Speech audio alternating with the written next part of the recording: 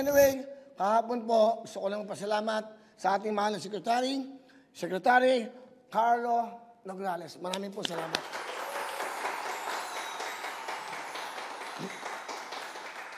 Who took time, at syempre po, who took time para makausap natin siya, masabi niya lahat yung mga pangyayari, at sabi niya, tamang timing to, Willie, kasi kaya si Chief PNP daw, of course, nag-announce nga, na yun na, meron na mga kailangang gawin, hakbang dahil sa mga hindi sumusunod. Kasi kung tatanungin niya ako, Willie, ano ba masasuggest mo sa amin? Kasi tinanong niya ako off-cam. Sabi ko, anong masasuggest ko sa inyo? Una sa lahat, talagang dapat pagtitiisan natin to, pagtsatsagaan natin. Kung magsiservisyo talaga tayo, talagang lahat pagtitiis. Ngayon, dapat to, walang tigil ang pagpapaalala sa ating mga kababayan. Simple lang para mawala itong coronavirus na to. Siya lang ang palayasin natin. Dahil pag wala nakakapitan yan, lalayas na yan. Hanggat may nakakapitan sa kalye, sa amang lugar yan, lalapit sa atin yan. Imagine niyo ilan na po ang nagbubuwis ng buhay sa dinadanas po natin. Hindi lang po, syempre, hindi lang po sa Pilipinas. Hindi lang po sa Pilipinas, pati rin ho sa buong mundo. Napakasakit Napakasakit ho. Di ba? Di ba? Yun. Napakasakit na pinagdadaanan natin kasi hindi na ho biro ito.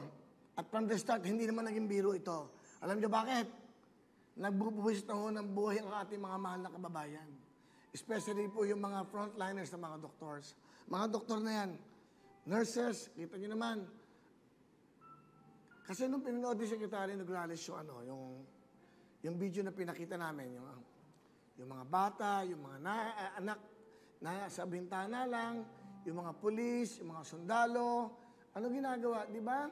Umiiyak yung bata, tinataboy, hindi malapitan ng kanyang, yung pinili mo, ang sakit nun, uuwi ka ng bahay, galing ka na pagsiservisyo, sasalubungin ka ng anak mo, hindi mo mayakap, tinataboy mo pa, bakit? Kasi gusto mo iligtas yung buhay ng anak at mga mahal mo sa buhay. So, it's a good thing na nakausap ko si Secretary Nograles kasi para maintindihan natin, gaano ba kahirap ang pinagdadaan natin. Alam nyo, naiintindihan natin yung nagugutom kayo, naiintindihan natin yung ang hirap na walang trabaho. Pero mas mahirap naman kayo mawawala sa mundo at ang mga mahal sa buhay.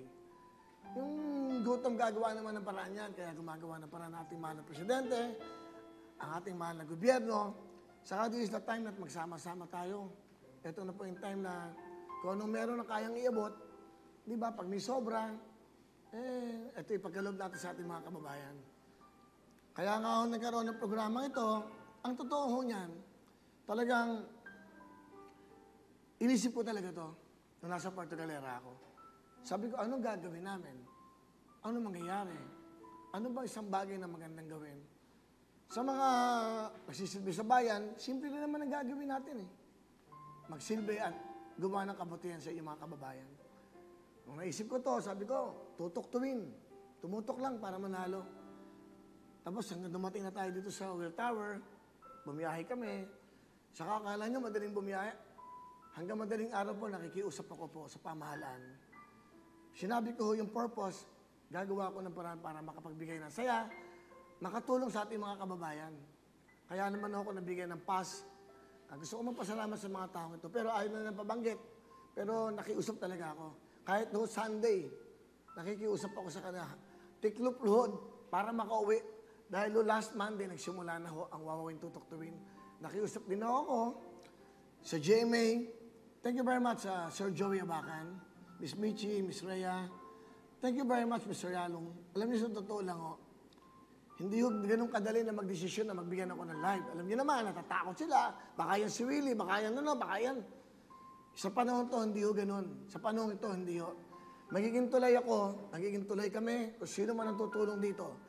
Kung sino tatawag sa akin, nang tutulong, kasama ka dito sa programang ito para magbigay ng tulong.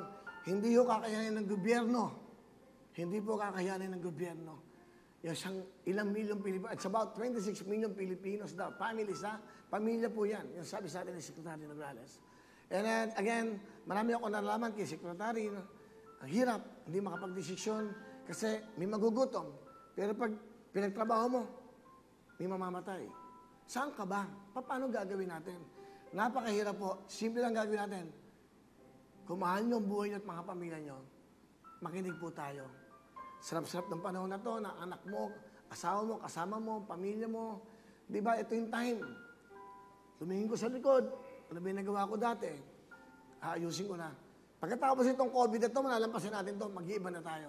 Lahat tayo babait. Kaya, saludo kami sa lahat ng frontliners, sa lahat ng pulis, lahat ng mga sundalo, especially yung mga nagbuwis ng buhay ng mga ating mahal na dalubhasa, mga doktor. Saludo ko kami sa inyo.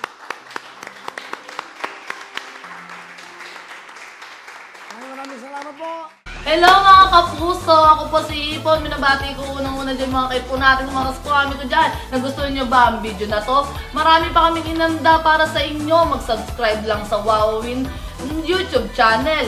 Tsaka, don't forget to hit the, the bell button para lagi kang updated. Yun lang!